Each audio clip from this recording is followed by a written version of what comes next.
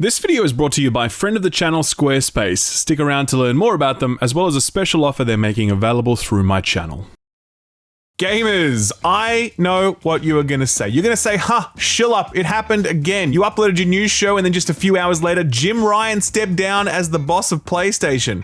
To which I would say, I bet you Jim Ryan timed it that way just to spite me. He's probably mad that I made fun of that handheld he greenlit. God, that thing is stupid. But yes, no sooner had I uploaded last week's show than word came down that old flying Jim Ryan was stepping down as the boss man of Sony Computer Interactive Entertainment, aka PlayStation. The news was actually first broken by the guy who usually breaks all the news, Jason Schreier. He tweeted out that sources close were confirming it. Minutes later, Sony confirmed it, and soon after that, Jim Ryan himself issued a statement saying, quote, "As you'll have seen today in the news, I have announced my retirement after nearly 30 years at Sony Interactive Entertainment. I did not take this decision lightly, and I absolutely love SIE and our community, but of late I've been finding it increasingly difficult to strike the right balance between having my home in the UK and my job in the United States," end quote. He'd go on to talk about how proud he was of where PlayStation is today and how far it's come in the 30 years since he joined Sony. He'll serve in the role until March 2024, at which point in time Hiroki Totoki will be acting CEO while also serving in his current role as CEO of the Sony Group. To say that Jim's departure was a shock is an understatement. He only took the job in February of 2019, and these roles are typically held for much longer than Jim's 5-year stretch. His departure would have made a lot more sense if PlayStation was on the ropes, but it absolutely is not. It's maintaining its commanding lead in terms of consoles, outselling Xbox 2-1 in a majority of territories, and it's producing a string of critical and commercial hits like God of War Ragnarok, Horizon Forbidden West, Ratchet & Clank, and plenty more. Under Jim's leadership, PlayStation has also spent very smartly in the acquisition race, gobbling up studios like Bluepoint and Nixxes, who produce fantastic remakes and ports respectively. There was also Bungie, who, love them or hate them, really know what they're doing when it comes to making top-tier shooters and a very successful live service in Destiny. So that really begs the question, why did Jim quit? To be honest, it's a bit of a mystery. I mean, it could simply be, as he describes it, wanting to spend more time in the UK with his family. But I don't know, man, you work that hard for that long to get the top job. People who are able to achieve that sort of thing typically don't vacate these positions in such short a time frame. I'm not going to speculate though, because like I said, we got no idea what's going on in his life. All I will say is that while Jim probably wasn't the hippest, coolest cat to ever don an official PS5 headset, he was an effective leader for Sony that demanded an extremely high quality bar across their entire first-party lineup. And that is a leadership trait far too rare in the world of AAA publishing. For that reason and many others, I wish Jim nothing but the best as he enters his retirement.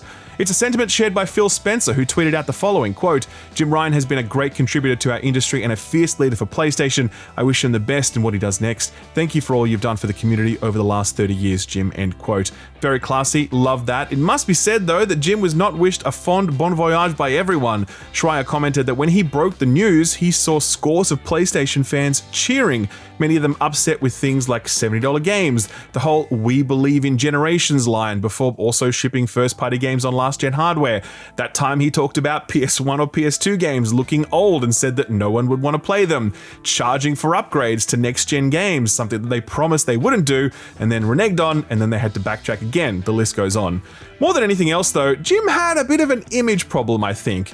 Phil Spencer is just as much a stone-cold killer as the next CEO, but he seems cool and he wears hoodies and he has a gamer score, so we're like, yay, we love Phil, and he has this cult following thing going on. Jim Ryan, on the other hand, he holds his controllers like this, which isn't going to get you very far unless you're entering a password using the gyro functionality. Personally though, that stuff has never bothered me. I don't need CEOs to be my friends. I just need them to treat their customers and work as well, and for the most part, Jim has done that, so he was alright in my book. Moving on to other shittier news, this week was one of the worst weeks we've ever seen when it comes to job losses in the video games industry. We should probably back it up a little though. One thing I haven't had the space to properly cover is just how in the shitter Embracer Group is. You remember them, they're the Sweden-based company that bought up absolutely anything they could get their hands on, including the Lord of the Rings franchise rights, only for all that spending to be predicated on a big bailout from Saudi Arabia. When that funding deal toppled, Embracer were left holding the bag, and that meant it was time to start sacking hard-working game developers whose only crime was working for executives whose eyes were bigger than their stomachs. We've already covered the closure of Volition Studios just a few months after they were bought under the Gearbox Group, but those job losses were just the beginning. 2 weeks back, Embracer sacked workers at Beamdog, the studio behind Baldur's Gate 1 and 2 Enhanced Editions, as well as the the recently released Myth Force, a very cool looking 90s cartoon-inspired co-op shooter. Following that, this week Embracer Group sacked 10 people from Crystal Dynamics, makers of the rebooted Tomb Raider games and Marvel's Avengers, and in Embracer's recent investor communications, they flagged that they were planning even more job cuts, studio closures, and divestitures. For example, did you know that they are trying to sell Gearbox right now, the company that they bought for about $1.3 billion just 2 short years ago? Embracer is absolutely up the creek right now, and it's going to be painful to watch how many hard-working game developers are left in their wake. I wish I could say that was the end of this block, but sadly we are just getting started. Epic Games, owners of one of the largest games on the planet, Fortnite, and owner of the most ubiquitous game engine in existence, Unreal, announced this week that they were spending more money than they were making, apparently, and that they had to slash 16% of their workforce, or 830 employees. This news was again broken by Jason Schreier, but then confirmed by Epic owner and CEO Tim Sweeney, who said this, quote, "For a while now, we've been spending way more money than we earn investing in the next evolution of Epic and growing Fortnite as a metaverse-inspired ecosystem for creators. I had long been optimistic that we could power through this transition without layoffs, but in retrospect, I see that was unrealistic," end quote. He'd gone to talk about the fact that Fortnite's growth is now coming from Fortnite's creator-led channels, and Epic is talking more and more about their metaverse vision and Fortnite as a platform. TLDR, Epic is basically trying to be the next Roblox, and given how strong their engine and install base is, they've got a real shot at doing that. A particularly sad footnote in this announcement is Mediatonic, makers of Fall Guys. Epic bought the studio back in 2021 after Fall Guys blew up, but with the game not growing as much as Epic would have liked, management took a brutal scythe to the studio, with cuts across every core discipline. Eurogamer spoke to one Mediatonic member who called it a decimation, and the future of Fall Guys seems very, very unclear at this point. The flip side to this is that while 800 people are out of the job, Epic is providing them 6 months of severance and healthcare. It'd be nice if they didn't need those things, but it is a hell of a lot better than what most other companies are providing. Epic says this will be the only round of job cuts they'll do, but we'll see about that, I guess. But wait, there's more, unfortunately. Indie publisher Team 17 announced this week that their CEO is stepping down, they were restructuring their whole company, and that over 50 people would lose their jobs, most of them in quality assurance, as Team 17 looks to outsource that function. That right there is a tale as old as time, one we are certain to see repeated many, many times again. In fact, you're going to see it again in this very episode. Sega, too, announced expected job cuts at Creative Assembly. This one is a little more explainable, as Sega made the very, very last-minute decision to cancel Hyenas.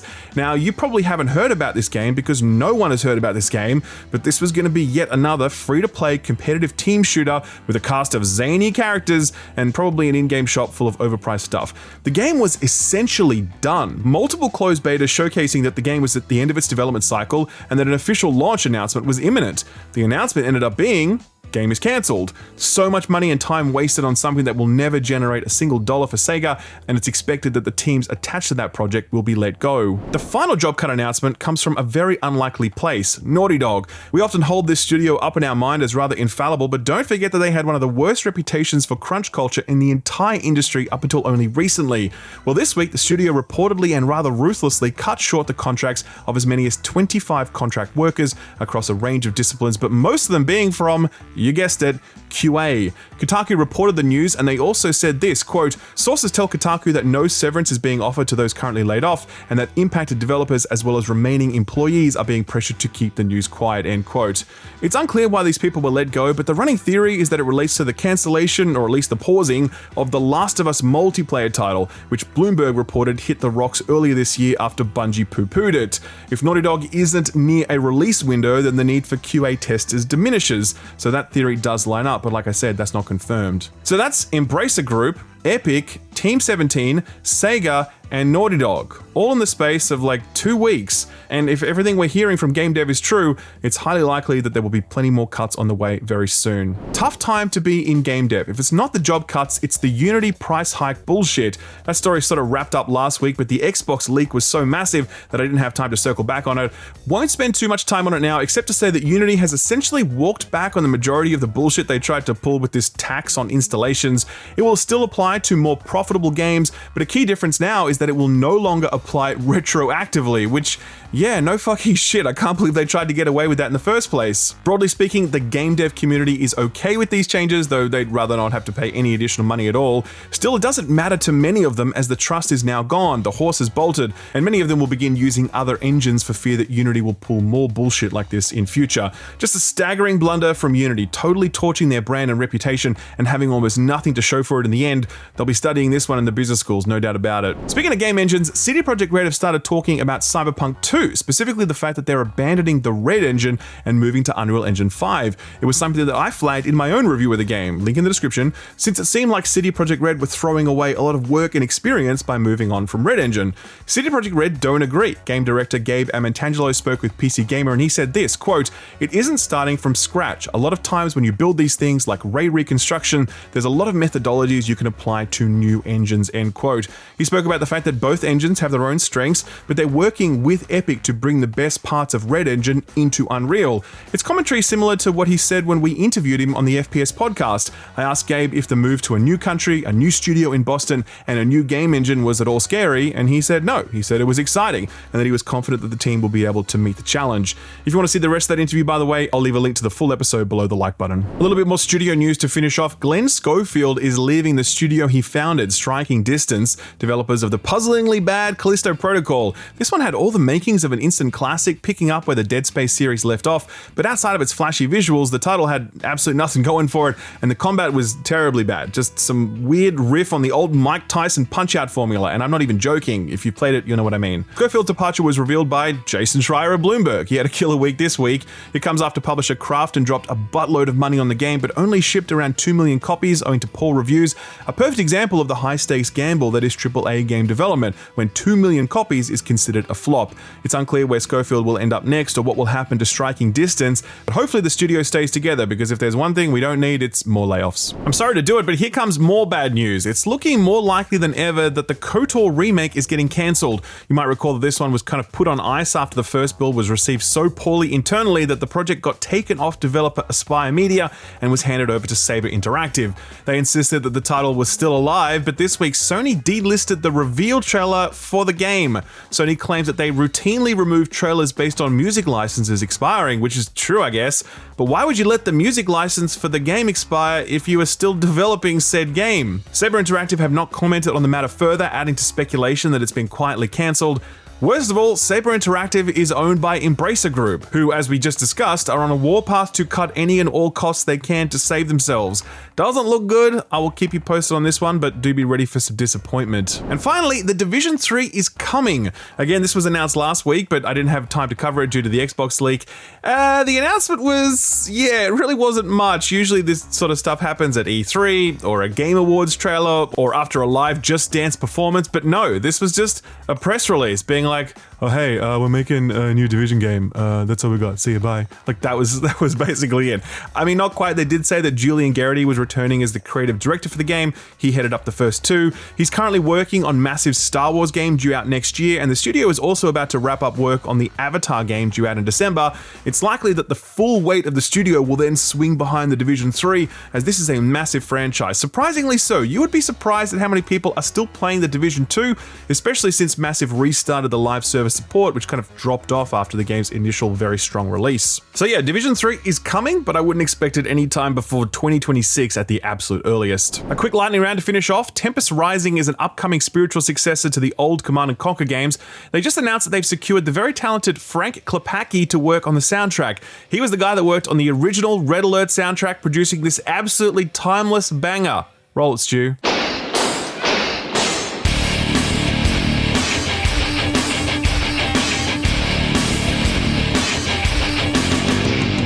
Hollywood writers are now back at work, but the prospect of a video game strike still looms large. The SAG-AFTRA union is still in talks with video game companies trying to secure a better deal for performers like voice actors and motion capture people. I don't actually know what you call them. The union has voted to authorize a strike should leadership declare one necessary, and given the recent success the union has had in bringing Hollywood to heel, you have to assume they're only too willing to pull that trigger if they don't feel like their members are getting a fair deal. And finally, Capcom's CEO says video games are too cheap. He says the price of development has gone up, but the price of games hasn't at the same rate, and so the price tags should go up. He also thinks that games are recession-proof and that people will continue to buy them during periods of financial hardship. What do you guys think? Should games be more expensive? If you think they should stay the same price or even be cheaper, hit the like button. And if you think the Capcom CEO should shut the fuck up, be sure to hit the subscribe button and ding the notification bell. Hell, if the Capcom CEO can be that shameless, then so can I, damn it. So what got announced or delayed this week? Well, Achilles Legend Untold is an isometric-ish action RPG being developed and self-published by Dark Point Games. It's been in early access since May of last year, and it's sat at the mostly positive 75-ish% category since then, so most people who pick it up enjoy it. It just got a 1.0 release date this week. It'll arrive on PC, Xbox, and PlayStation on November 2nd. The Talos Principle was a very clever first-person puzzle game from Crow Team. Yes, the people who made Serious Sam also made this thoughtful, introspective puzzle game. It'd be like if the team who made Postal made a Disco Elysium-style CRPG. To be fair though, I'd absolutely play that. Anyway, the Talos Principle 2 was announced some time back, and this week it too got a release date. It's dropping on November 2nd for PC, Xbox, and PlayStation. Sony are getting ready to launch Spider-Man later this month, but Jim Ryan's got at least one more surprise up his sleeve, and it's the Horizon Forbidden West Complete Edition. It's the base game plus the DLC expansion, and it arrives on PS5 on October 6th. Not that exciting, but when they announced that, they also announced that the game would be headed to PC sometime in 2024. Not super surprising, given that Sony are pushing basically their entire catalog onto PC, except for Bloodborne, of course. So it was only a matter of time before Forbidden West got the PC treatment. No specific date for this one yet, so I'll keep you posted. 3 delay announcements this week. The first was for the Batman Arkham Trilogy for Switch, which was meant to arrive next week, but the team says they need more time, pushing things back oh so slightly to December 1st. The second delay was for Dredge DLC. Now, I didn't even know Dredge was getting DLC, but it is. It's called the Iron Ring expansion. It focuses on the Iron Haven Corporation and is, of course, heavily story focused. This drop was originally slated for sometime before the end of the year, but has now been pushed into 2024. The team say they need more time. By the way, if you haven't played Dredge, please play Dredge. It's one of the best indies, one of the best games of the year, in fact. Very much expect this one to do extremely well in the upcoming award season. And finally, City Skylines 2 got a delay, but only the console ports. So the PC version is still scheduled for release on the 24th of this month, and an Xbox and PC port was meant to arrive on the same day. Not anymore, with the developer announcing that those versions have been pushed into northern spring next year, which is like March onward, potentially as late as like nearly June. That's a pretty massive delay and certainly makes you wonder what's going on, especially given the recently updated PC specs, which require an RTX 3080 just to play this game at 1080p recommended specs. That is basically the highest set of recommended specs I have seen outside of like Flight Simulator. So yeah, man, I don't know what's going on over there. I'd probably recommend checking out reviews for this one because it looks like it's coming in hot. So what came out last week? Well, we had that Sonic Frontiers DLC, The Final Horizon. Apparently it's really hard. Sonic fans seem to like it, but many of them are complaining that the new content is a massive step up in terms of difficulty, with a very tricky new boss as well as new requirements for some of the later game challenges. It is free though, so if you fancy a bit of hard mode Sonic, then you can download this update anytime you please. Most exciting release of the week is the new puzzle game from one half of the team behind Inside and Limbo. This one looked great in the lead up, but has well and truly exceeded all expectations, sitting at 96% very positive on Steam and a mighty 88 on OpenCritic. I'm talking about Cocoon, of course. IGN scored this one a 9 out of 10, saying, quote, "Cocoon is one to remember. The puzzle adventure builds on ideas from Limbo and Inside and creates a mind-bending, world-warping adventure unlike either of them," end quote. This one is only about 4 hours long, by the way, so it's very easy to knock over, and it's on Game Pass, so, you know, you got no excuse. EA released their first ever post-FIFA football game this week. Football's governing body was so used to getting bribed that they thought they could massively jack the price of the license and EA would go along with it. But EA called their bluff and are now putting out what they're calling EA Sports FC. It's the same FIFA game, only now all the money goes to Andy Wilson. There we go, there's a fairy tale ending we can all root for. The game itself is apparently just more FIFA, complete with all its egregious over-the-top in-game transactions if you want to engage in the Ultimate Team side of things, which is kind of the backbone of most sports games at this point. Steam reviews have this at a mixed 55%, most of the negative reviews calling out the in-game spending, but also some issues with PC performance, so watch out for that. Critics are more forgiving, scoring it a 78 on OpenCritic. The 6th Axis scored this one a 7 out of 10, saying, quote, overall, the on-pitch gameplay is good, and you can see the extra animations enhancing the football sim, but it isn't a massive evolution of EA's flagship series, end quote. But look, it's FIFA. No matter how bad it is or how bad the reviews are, it's still going to be like the best-selling game of the year alongside Call of Duty. So this entire block has basically been a massive waste of time. You are welcome. Battleshape has arrived into early access today after a well-received demo and a positive preview cycle. Quite a bit of hype for this one, which is no small feat for an indie. Reviews are still rolling in, so we'll check back in on that one next week. And finally, the first New World expansion launched yesterday, exclusive to PC of course. It's called Rise of the Angry Earth, which is a bit of an odd name, but it definitely ticks the boxes in terms of an MMO expansion. It's got a new level cap, new regions to explore, new gear to collect, etc. This one dropped only yesterday, so reviews aren't out yet, but we'll definitely circle back to it next week because I am very interested to see how this one goes down. It'd be great to see this one whirring the game back to life after the post-launch troubles sucked all the momentum out of what was one of the most promising MMO releases we've seen in the past decade. The MMO genre is an important one, and we need more success stories than we do cautionary tales. Anyway, like I said, we'll take a look at it next week. So what's coming out this week? Well, it's a few surprise releases up first. For example, that High on Life DLC. It was announced a little while ago, but got a sudden release date announcement this week, and that release date is today. That is paid DLC that adds a new spin-off chapter to the game, one focused on Knifey, the crude and murderous character who just happens to have an Australian accent, because apparently everyone who loves wanton murder and destruction is apparently Australian. Typical. Anyway, IGN played this one and said it's got some decent chuckles, but it's over in like 2 hours, which, to be honest, I think kind of works since the main game was only around 10 hours long. The sort of humor that it has doesn't really last for like a 30-hour epic. Given that runtime though, it might be a good idea to grab this one on sale down the line. The other surprise release this week is a very, very big deal, and I am stunned it has not been covered more elsewhere. Tony Hawk Pro Skater 1 and 2 Remake arrive on Steam today. It was earlier available on the Epic Games Store, but now you can buy it on a good storefront. I'm half joking, of course, but I actually did add this to my Steam wishlist because I will grab it when it's on sale. I've had the remake permanently installed on my PS5 since it released, so I may as well keep it permanently installed on my PC as well. Here's something you don't see every day. Grand Strategy meets pulp horror. It's called the Fabulous Fear Machine, and it takes the resource collection and event manipulation of Grand Strategy, but superimposes it on a colorful comic book inspired aesthetic complete with a quirky, weird horror story. 10 points for being inventive, I guess. We'll find out how the rest of the package comes together when we check in reviews next week. For now though, this one hits PC today, no word on console port yet. That Front Mission 2 remake arrives on the Switch on the 5th, and speaking of Switch ports, Borderlands 3 arrives on the Switch on the 6th. I had no idea they were doing that. Not sure how well it would run on the Switch, but hey, if you're down for some solid shooting and some insufferable jokes, knock yourself out. Staying in that general vicinity, Wargroove was a top-down tactics game heavily inspired by Advance Wars. Similar cartoonish art style, but think swords instead of sidewinders. The first one got a nice reception when it released back in 2019, and on the 5th, Wargroove 2 arrives on the PC and Switch. Biggest release of the week is Assassin's Creed Mirage, the game that basically sees Ubisoft throw their hands up in the air and say, you want old Assassin's Creed? Fine, here's old Assassin's Creed, don't complain. Problem is, we're kind of complaining, because it's not great. I want to be really clear, it's not like terrible, but it's also kind of just ends up being what we all feared. A return to the classic Assassin's Creed formula of single city, parkour, stealth, all the assassin lore, but it doesn't do anything interesting with all of those elements. Like, the stealth stuff is super tight, great core gameplay loop, but Ubisoft don't evolve that at all during the 15-hour playthrough, so the first moment of gameplay feels exactly like the last. There's a single city, sure, and it's actually really nice to move around in, but there's not enough to differentiate its different districts.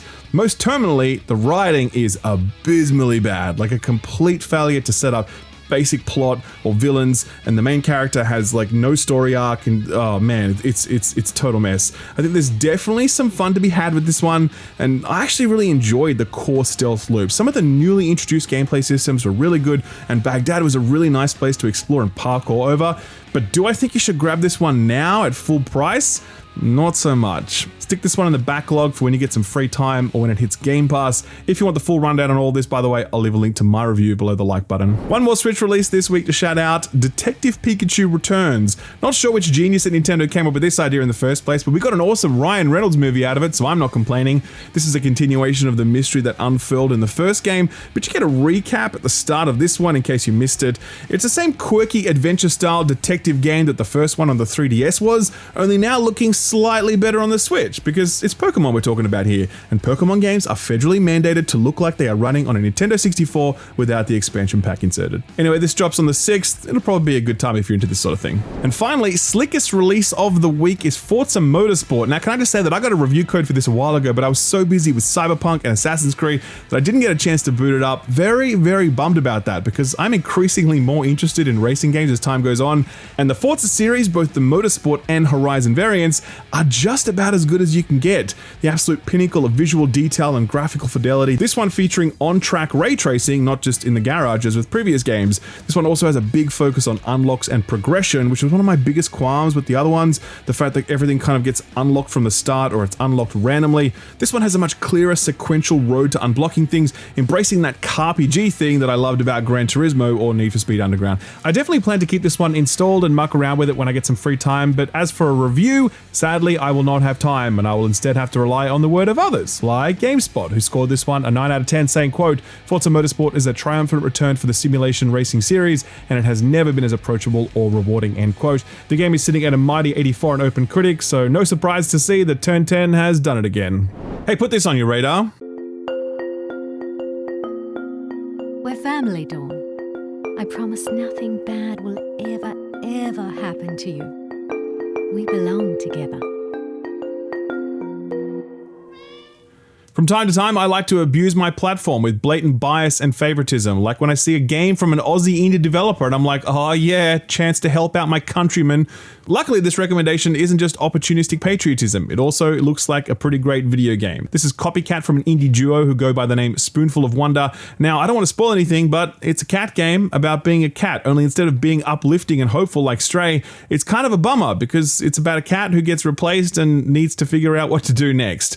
For what could hit you in the feels more than a game about a sad cat? These people clearly knew what they were doing when they wrote this. This one got funding from Screen Australia, the government body that hands out cash to promising titles. Its trailer debuted recently and it's been doing the rounds. People are into it. If you too are into it, or you think you might be, then be sure to wishlist this one, as that always helps out developers in a big way. I've profiled it over on my Steam Curator page, which also has links to all of the other Put This On Your Radar stuff I've recently covered. I'll leave a link to all of that below the like button. Sort of free stuff time now, and we are in the first week of the month, so it's time to get that bread. Let's get started with the beleaguered Epic, bleeding cash, but still giving away free games for some reason. Right now you can grab Model Builder, all the thrill of model building without the choking hazard. You can also grab Solstice, which is a gritty third-person hack and slash game with a light anime aesthetic. On the 6th, both of these will disappear, replaced by Godlike Burger, a macabre burger joint management sim where the customers are aliens and the secret ingredient is aliens. You are literally turning your clientele into mincemeat and serving them up medium rare, unbeknownst to your other customers. If this game didn't have an alien aesthetic, it'd be banned in a majority of territories, so they made a really smart move with that one. PS Plus got its monthly refresh, and it is complicated. So at the easier end of the spectrum, we've got Farming Simulator 22. You may laugh, but if you boot this up, you'll be wearing overalls and a straw hat within a week. These games get their hooks into you, so be warned. Next up is Weird West, a top-down immersive sim from Rafael Colantonio, one of the co-founders of Arcane Studios, who left that and set up his own thing. This definitely found an audience with some people. Personally, I didn't vibe with it, as it spread itself a little too thin both narratively and mechanically. I'll leave a link to my review below the like button if you're at all interested. And finally, Callisto Protocol. Oh man, where to begin with this one? I mean, we kind of talked about it earlier when we spoke about the departure of Glenn Schofield from the studio he founded. But yeah, it's a deeply compromised video game. Stunning to look at, but absolutely nothing going on underneath. Narratively vacuous with some bafflingly designed combat and enemy types. It's just not good, but hey, it's worth booting up, I think. You get to see how good it looks and experience its weird, janky combat for yourself. But should you see this one through to conclusion? Only if you want to see one of the worst designed boss fights in history. Once again, I'll leave a link to my full review below the like button. And finally, Game Pass, don't forget the Cocoon hit the service and is absolutely worth checking out, and Forza will arrive there day 1 on October 10th for PC and Xbox. Brief update, just overnight Uncle Phil dropped a few more things onto the service, namely Like a Dragon Ishin, which I really recommend, it totally rules, as well as Warhammer 40k Darktide, which arrives today for the Xbox for the very first time, while also getting a massive overhaul of its class designs. I've heard positive buzz about this patch and do plan to check it out when I can, but regardless, Xbox fans, this is absolutely one worth booting up. The core gameplay loop and setting are truly glorious, even if the rest of the package still needs a lot more work. Our feel-good story for the week is an oldie but a goodie, and I'm not gonna lie, I get a chuckle out of it it every time it happens, and it happens a lot. I'm talking about the leak of classified military documents on the War Thunder forums. If you haven't heard about this before, what happens is that War Thunder attracts people who are in the armed services because it's all about military aircraft. Some of those people then get into fights with other people on the War Thunder forums about the exact design of planes and how they're recreated in game. And some of those arguments get so heated that these actual armed service members with access to confidential military documents upload classified military documents to prove that what they are saying about these aircrafts is true. That's exactly what happened this week when someone uploaded the user manual for a Lockheed F-117 Nighthawk, including information on stuff like sensor locations, firing angles, and engine specs. The document was quickly taken down by the developer Gaijin Entertainment, who went on to lament that this was the 12th time that this has happened. 12 times! It's led the game's community manager to endlessly plead with the community to stop doing it, but they won't listen. In an Instagram thread discussing a previous leak, the community manager wrote, quote, "Again, when we said, please don't send us classified documents, we really don't want to end up chained at the bottom of a disguised CIA cargo ship in international water. This was not reverse psychology. Don't send us classified documents." Unimpressed face emoji. I don't know about you guys, but sounds like reverse psychology to me. Keep those leaks coming, boys. All right, ladies and gents, that's the show for the week. For the first time in a long time, we managed to get it done in under 40 minutes. You'll love to see it. It's nice for me because I get to get back to reviewing Spider-Man. That's right, boys. Sony sent me a code and I am web slinging through New York City as we speak. I'm very excited to review that one, and if you're at all interested to see it, be sure to hit the subscribe button and ding the notification bell so you can see the minute that video goes live. If you liked this video, please drop it a like. That always helps out in a very big way. We got like 32,000 likes last week, which is the most we've ever had, and we're not going to top it this week. I recognize that. This is a different type of video, so I just want to say a big thank you to all the love you showed the last two videos. I really appreciate it. This month, there's a lot on the docket. Lords of the Fallen, Austin's taking a look at the New World expansion, Mario Wonder, Alan Wake 2, and plenty more. Hell, I still got to play Starfield, but full transparency, I won't be doing that until November now. October is just too stacked, and after turning in a 9,000 word script for Cyberpunk, I need a break before suiting up for the next big review. And yes, we will also get to Baldur's Gate 3 at some point before the year is out, I promise. Okay, that's all I got for now. Love you and leave you. Shill up out. Are you an artist, photographer, or someone who works in the visual mediums? If so, I'm jealous of you. I wish I had skills like that. Imagine being able to draw something and it not look terrible. That would be cool. Anyway, if you fall into that category and you are looking to promote your work, then you might want to think about publishing a portfolio somewhere, and there's no better tool to help you do that than Squarespace. Squarespace have ready-made portfolio templates that you can select and immediately begin customizing to your personal taste. When you're happy with the design, you can begin uploading your work, and it's going to look super professional because that's Squarespace's speciality, professional-looking websites. It's not just about looks though. Squarespace can help you promote your work through email campaigns, through SEO tools, and through social media integration, so your work can be discovered and shared. You don't need any knowledge or experience to get started with this stuff. Squarespace have put in all the work to make the entire process so easy and so seamless, even for absolute beginners. As I mentioned earlier, Squarespace are a long-running partner of this channel, 3 years running now actually. I really appreciate that support. Squarespace are helping me turn my passion into a career, and that's what they do for a lot of people, because if you want to turn your passion into a career, then a website is a really good place to start. To get started, visit squarespace.com, and if you really want to get serious, visit squarespace.com/skillup to get 10% off your purchase of a website or a domain name. Thanks Squarespace for sponsoring the video, and thank you for watching it.